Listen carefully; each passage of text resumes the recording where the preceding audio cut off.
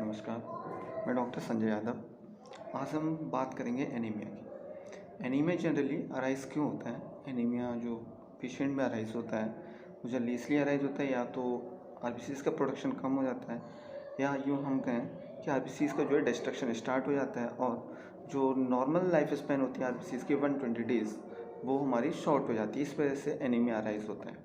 Generally देखा जाए तो हीमोग्लोबिन का जो लेवल होता है मेल और फीमेल में वो अलग अलग होता है। एडल्ट मेल की बात की जाए तो हीमोग्लोबिन जो है अबाउट 13 to 14 ग्राम पर डेगा लीटर होता है।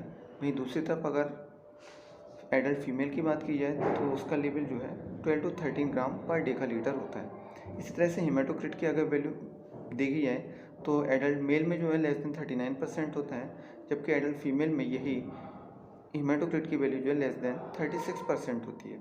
अब आते हैं कॉजेस कि ऐसे क्या कॉजेस होते हैं जिसकी वजह से एनीमिया होता है, जिसमें मोस्ट फ्रीक्वेंटली हो सकते हैं ब्लड लॉस, हीमोलाइसिस हो सकता है, किसी भी टाइप का ट्रॉमा या इंजरी हो सकती है, या फिर हमारी क्रोनिक डिसीज़ हो सकती है जैसे किसी भी टाइप का इन्फेक्शन है, इन्फ्लेमेशन है, ये सभी होते हैं, या chronic kidney failure, chronic kidney disease हो सकती हैं। एल्कोहलिज्म की वजह से भी हो सकता है हमारा ये लीवर डिसीज़ है, या किसी टाइप लीवर डिसीज़, एल्कोहलिज्म है, ये सभी या किसी भी टाइप की डेफिशिएंसी, अर्ली न्यूट्रिशन डेफिशिएंसी होती है जैसे फोलिक एसिड डेफिशिएंसी या हमारे विटामिन B12 डेफिशिएंसी।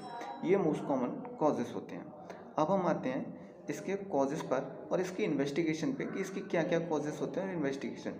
जनरली देखा जाए तो जो एनीमिया होता है वो 3 टाइप का होता है: माइक्रोसिटिक एनीमिया, मैक्रोसिटिक एनीमिया और नॉर्मोसिटिक एनीमिया। ये किस बेस पे किए गए हैं? ये किए गए हैं एमसीबी की वैल्यू के बेस पर। जो एमसीबी की वैल्यू है मीन्स ये मीन कार्पस्कुलर वॉल्यूम जो होता है, ये सीबीसी में जो हम कराते हैं सीबीसी, उसमें हीमोग्लोबिन और रेटिकुलोसाइट काउंट होता है, उसके बेस पे देखा जाता है।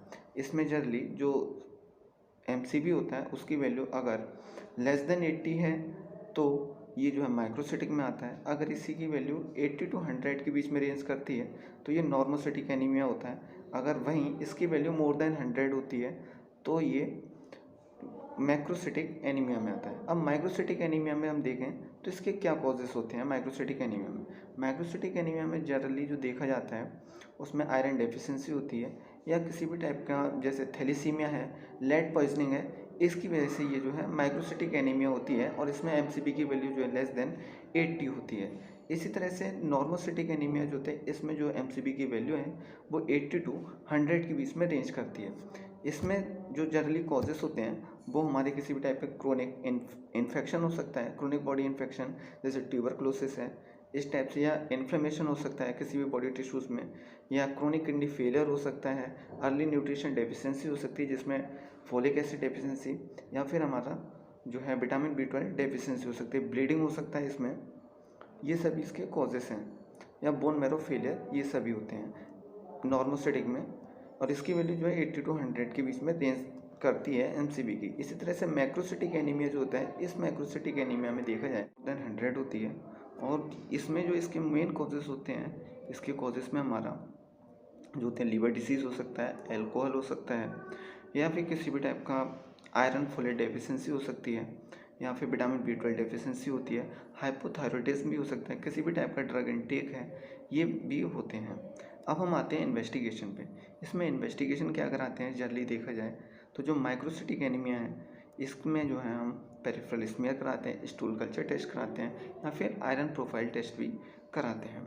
इसी तरह से जो नॉर्मोसिटिक है उसमें भी हम पेरिफेरल स्मीयर टेस्ट कराते हैं और हमारा आयरन प्रोफाइल टेस्ट कराते हैं। आयरन प्रोफाइल टेस्ट में जो है हम टोटल आयरन बाइंडिंग कैपेसिटी देखते हैं, सीरम आयरन देखते हैं, ट्रांसफेरेटिन देखते हैं और सीरम फेरेटिन देखते हैं।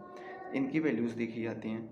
इसी के साथ साथ हम इसमें जो चेस्ट एक्सरे भी करा सकते हैं, मॉन्टेक्स टेस्ट भी करा सकते हैं। मॉन्टेक्स टेस्ट के साथ साथ जो है इसमें हम सीटी स्कैन भी करा सकते हैं, एमआरआई भी करा सकते हैं, अल्ट्रासाउंड भी करा सकते हैं, या फिर हम बायोप्सी भी करा सकते हैं। इसी तरह से अब हम आते हैं मैक्रोसिटिक पर। इसकी इन्वेस्टिगेशन क्या कराते हैं? मैक्रोसिटिक में जनरली जो है हम सीरम आयरन देखते हैं, सीरम फोलिक एसिड का लेवल जो होता है वो देखा जाता है। इसी तरह से इसमें जो है सीरम विटामिन B12 लेवल देखा जाता है। इसके साथ साथ जो है हम TSH भी कराते हैं, इसमें LFT भी कराते हैं, जिसमें हमें जो जनरली जो है बिलिरुबिन का लेवल बढ़ा हुआ मिलता है, नॉर्म अगर ये मैक्रोसिटी का केस है तो इसमें इनडायरेक्ट साइट काउंट भी बढ़ी हुई है, तो इसका मतलब कि there should be the chances of haemolysis. Thank you.